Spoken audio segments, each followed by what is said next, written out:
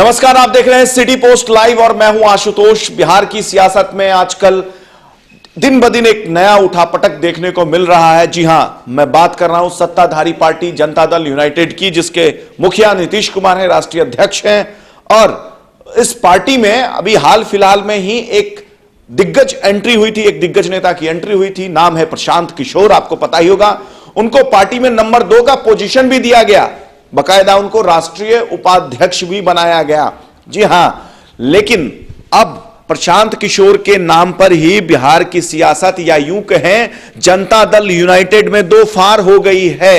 एक तरफ जहां प्रशांत किशोर अपने ही सुर में एक अलग राग अलाप रहे हैं, तो वहीं जेडीयू के जो आला नेता हैं, जो पुराने नेता हैं, वो कहीं ना कहीं अप्रत्यक्ष रूप से प्रशांत किशोर के खिलाफ हमलावर हो गए हैं। देखिए, उन्होंने किस संदर्भ में कहा वो जाने, लेकिन एक राजनीतिक कार्यकर्ता अपने पारिवारिक दैनंदिन दायित्व को छोड़कर सामाजिक सरोकार में अपनी रुचि रखता है तो राजनीतिक कार्यकर्ता बनता है, दल से जुड़ता है, और दल से जुड़ने के बाद वह जनता को इस बात के लिए वातावरण बनाता है कि जनता हमारी पार्टी और नेता के प्रति समर्पित भाव से रहे।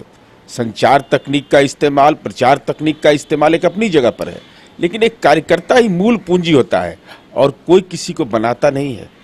बनता है वह अपने कर्म के बदौलत, अपने पार्टी के नेता के चेहरे के बदौलत, पार्टी की नीतियों के बदौलत, और समाज के विभिन्न तबकों को जो अंगीकार करता है वही नेता बनता है। इसलिए पीएम और सीएम बनाना, भाई प्रचार तंत्र अलग चीज होता है, लेकिन राजनीतिक कार्यकर्ताओं की भूमिका को नकारा नहीं जा सकता है, जनता की भूमिका को नकारा नहीं जा सकता। और एक व्यक्ति के निर्माण में जो बड़े पद पर जाते हैं उनमें हजारों हजार लोगों का योगदान, लाखों लोगों का योगदान रहता है।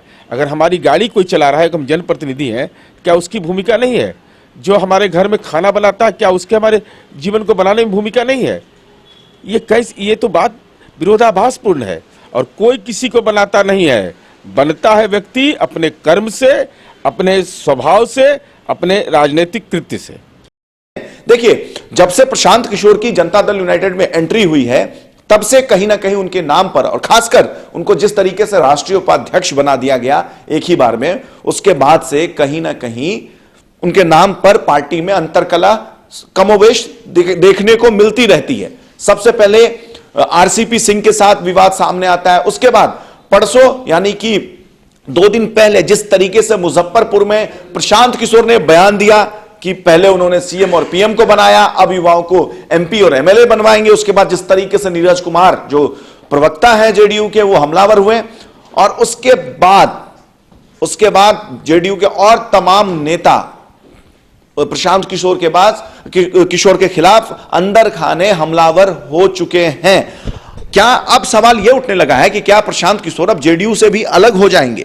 अब यह सवाल इसलिए उठने लगा है क्योंकि प्रशांत किशोर ने हाल ही में एक मीडिया चैनल के, या यूं कहें एक मीडिया हाउस के कॉन्क्लेव में कहा है कि वो बहुत ही इम्पैशंस आदमी है, उनके अंदर पैशंस का अभाव है, जिसके कारण वो जल्दी कहीं किसी चीज को जल्दी छोड़ के चले जाते हैं या बहुत कम टिकते हैं।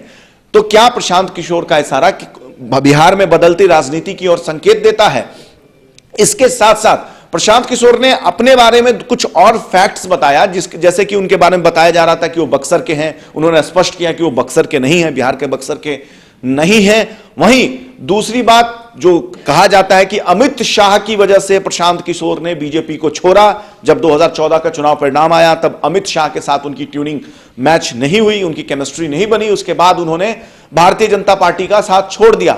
लेकिन इस बात का भी उन्होंने खंडन किया उस मीडिया कॉन्क्लेव में। उन्होंने कहा कि वो अमित शाह की वजह से उन्होंने नहीं छोड़ा, उनकी कुछ अपनी प्लानिंग थी, जिस संदर्भ में वो प्रधानमंत्री मोदी से बात कर रहे थे। लेकिन मोदी जो उस समय तत्काल में पीएम बने थे, उनको सिस्टम को समझने में समय लगा, और वो जो प्रधानमंत्री मोदी है, उन्होंने प्रशांत किशोर को कुछ समय रुकने के लिए कहा था, लेकिन वो रुके नहीं।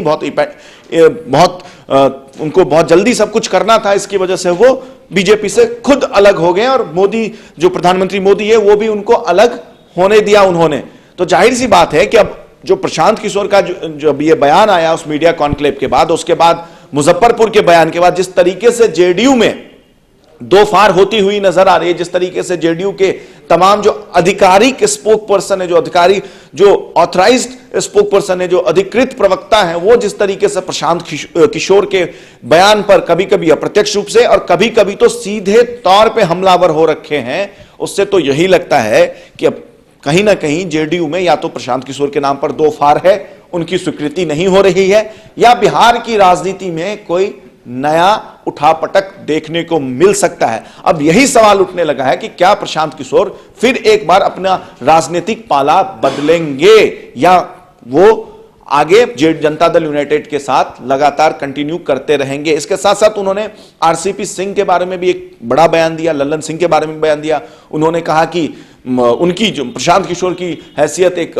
हवलदार को ट्रांसफर कराने की भी नहीं है, तो उनका कोई कंपटीशन नहीं है आरसीपी सिंह के साथ, बल्कि प्रशांत किशोर के कार्य से तो उनको ही फायदा मिलेगा। तो जाहिर सी बात है कि प्रशांत किशोर भी अप्रत्यक्ष रूप से अपनी जो बातें हैं वो कहते रहते हैं, और पार्टी का एक बड़ा धड़ा है जो प्रशांत किशोर के अगेंस्ट में है अंदर खाने। ये बेशक जेडीयू के नेता इसको ऑन कैमरा स्वीकृत इसको एक्सेप्ट करे या ना करे, लेकिन ये स्पष्ट है कि प्रशांत किशोर के नाम पर जेडीयू का एक बड़ा धड़ा नाराज है या उनके खिलाफ मुखर हो चुका है। और सिटी पोस्ट ने ही आपको दिखाया था कि कल ही दिखाया था कि किस तरीके से नीरज कुमार अब तो वो मुखर होकर ऑन कैमरा भी उनके खिलाफ बोलने लगे हैं, उनको नसीहत तक देने लगे हैं। तो आने वाले समय में यह देखना दिलचस्प होगा कि 2019 के चुनाव से पहले, यानी कि जो आम चुनाव है, महज 5-6 दिन में तारीख का ऐलान भी हो जाएगा, इस आम चुनाव से पहले प्रशांत किशोर 2019 के आम चुनाव में जेडीयू के साथ रहते हैं या फिर उनकी कोई और राजनीतिक रणनीति बन रही है। क्योंकि आपको याद होगा कि प्रशांत किशोर हाल ही में शिवसेना प्रमुख उद्धव ठाकरे से मुंबई स्थित मातोश्री में मुलाकात हुई थी। संजय राउत ने बाकायदा, जो राज्यसभा के सांसद है शिवसेना के, उन्होंने मीडिया को भी ये खबर बताई थी कि किस तरीके से चुनाव लड़ना है। महाराष्ट्र में शिवसेना को उसमें प्रशांत किशोर उसके लिए मदद करने आएंगे। तो कहीं ना कहीं ये एक संकेत दे रहा है कुछ बिहार में जो राजनीतिक बदलाव होने वाले हैं उसकी ओर कहीं ना कहीं ये संकेत आप मान सकते हैं। आगे इस संदर्भ में और भी कोई लेटेस्ट अपडेट आएगा तो हम सबसे पहले आप तक पहुंचाएंगे। तब तक के लिए आप देखते रहिए, पढ़ते रहिए सिटी पोस्ट लाइव। और अगर आपने हमारे चैनल को सब्सक्राइब नहीं किया है तो हमारे चैनल को सब्सक्राइब अवश्य करें। नमस्कार।